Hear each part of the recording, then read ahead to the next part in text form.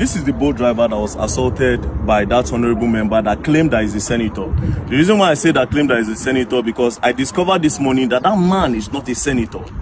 So this is the guy that he assaulted. Now, we have seen the video, we saw all what transpired, we saw the horrible things he said to you, we heard him call you monkey, rats, all the derogatory things he said to you.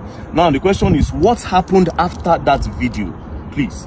Okay, so after the video, he called some police officers. I don't know the division they were assigned to. Okay. And then they bundled me to the station. I wanted to drive the car. They said, no, I should not drive.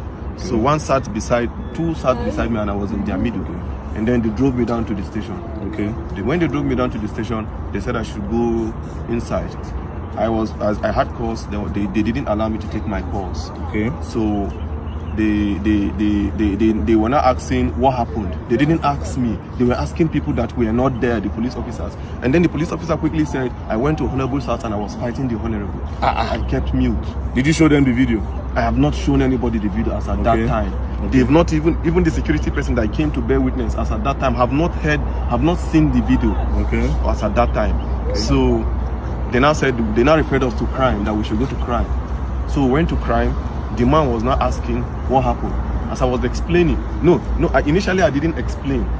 The man now said he cannot actually hear from one side. The other person has to come to actually give his own side of the story. And then the police officer said, when they said I fought him, they now said no, they should go and bring the man. Immediately his security man now called him, and they passed the phone to the IPO that was in charge of the case. And then the IPO was now talking to him on the phone and stepped out of the office where we were. And after some time he came back and said he wants to go and do investigation at the Honorable's house. Okay, the IPO left you at the station and said he wants to go. Which station was this? Maitama police station. So it happened within Maitama? It happened within Maitama. Okay, so the IPO left you at the station and went to the Honorable's house. Okay. And then after, they kept me there for over 2 hours. I was behind, I was at the counter. I was not detained though. They kept you behind the counter? They kept me behind the counter. And then after 2 hours plus, he came back. And then he was now like, why did I record the video? Why did IPO now change He was not trying to change the narrative. And I asked him, is there a part of the law that says I cannot record what somebody is doing to me? He was becoming a threat to me. And I had to take evidence so that people will know where I am. By this time, was the honorable member there? He wasn't there. He was at home? He was at home. So then I gave me a form to fill, to write my own statement as to what happened. As I was writing, the honorable I came. And then when he came, he started talking and he was shouting. Even at the station? Even at the station. He was calling you names? Calling me names. Like, I still kept mute and I was looking at him. So my colleagues were talking to him. Me, I've already had my own fair share of trauma from him. I don't want to actually have any engagement or any encounter with him. I just went to one corner and I sat down. And I was listening to everything he was saying.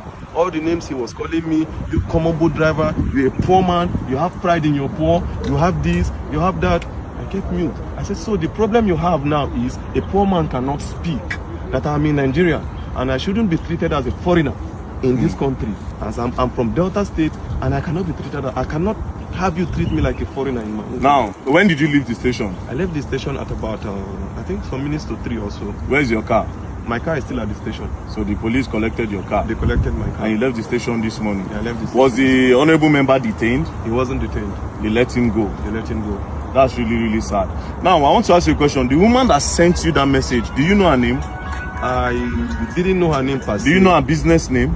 I don't know her business name. It was a request. But I think I checked from my boat app. I think the last request that came in when I tried calling from the app, it was, I think, Gloria. Gloria? Yeah. Because she said something in that video. She said something like, and do you know who he is? She was also supporting him. That's why I'm asking you that if you know who she is. Now, what did you go and deliver to him? What even really happened? Just give me a brief summary of what happened before that video. Okay, before the video, I actually got a request on both. Okay. Right? I was closing already because I needed to resume work this morning at 8:30. Okay. So I was closing at 9:10. I said, let me just quickly go home so that I can have enough rest. So I got this request to Maitama. I thought it was a normal request. And then she told me, no, that it's not a request, that I'm picking something up from a Yes. garden. Okay. Right? From a garden. Which around- garden? I don't know the name of the garden. She just described the garden that after Kado roundabout, Okay. you will see one orange color container, and then there's a garden beside it. Okay. So I just quickly went there, parked. The girl just came without wasting time, brought the package, that it's a snail. I said, Snail? okay, snail, yeah. So she dropped it. It was the girl that brought it and dropped it on the seat. She understood that part. Okay. I was like, okay, there's no problem. I'm going. So on getting to the man's house, I called him. Oga, I'm at your gate. He now said, okay, I should give it to the security man. They gave it to the security man. The security man explained where the house address is. So I drove down to the house. On approaching, I called the man again. I said, Oga, I'm here. He now said, I'm not here. That if you're here, I will see you. So I drove. He now said I should park beside one camera. When I parked beside the camera, I saw him, but I didn't know he was the one. So I saw him seated few meters away from my car. So I greeted, good evening, sir. He didn't respond. Good evening, sir. He didn't respond. So I presume he is not the one that I'm supposed to deliver this thing to. Okay. And since he didn't answer, the next thing is for me to call the person that has this package. The next thing I dialed the person's number, and his phone rang. And then the next thing he was like, are you stupid? Are you mad? Are you a fool? Bring my stuff for me. So I was not happy at the way he talked to me, because I was doing my professional job, right? I was not happy. So I was like, okay, this thing you're saying to me, it has not gotten to it. Normally, I'm not even supposed to bring this thing to you. You are supposed to come and pick it yourself. Yeah. That was the only thing that got him angry. You are asking me to come to your car to pick my stuff? Are you okay? Do you know who you're talking to? It's okay. I can see the anger on your face. Don't worry. The truth is that Nigeria is for everybody. Nigeria is not for one person. If an honorable member will be treating people like this, then just imagine what the president supposed to do. Now, I need to remind you, we are all clamoring for the youth to come to power. See this one now, youth. I always say something. The youth are looking for a better. They are not trying to make this country better. A lot of them. They want to get power to do worse than these people, because they have a better way of hiding this evil than these old men in power. But nevertheless, the man does not have immunity. I just discovered that he's not a senator. So actually pursue this case. And I believe that the law will take its course. We'll go to, I've heard a lot of things about Maitama police station, which I'm not going to say, but I believe in the new commissioner of police that have been moved here, Commissioner of Police Disu. So this case will be reported to him directly, and I believe that the law will take its course. So don't worry. You said you're not feeling well. I'm not feeling well. He hit me on my chest severally. He was just hitting me on my chest, and I stayed mute. I was looking at him. So when he was becoming much of a threat to me, initially I did not record, because I didn't go there with intention of fighting. If I went there with another motive, I would start recording from the very beginning. It was when he was becoming a threat, when he said he would pay 50 million naira and then they would delete me, and look at me, this cheat. He was just calling me all sorts of names. You pay 50 million and they will delete you. He would pay 50 million naira to somebody, to people, and then they would kill me and nobody would say anything.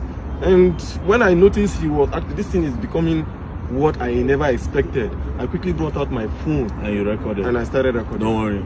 We'll go and write a petition and we'll take it up. Oh, Allah, more they go.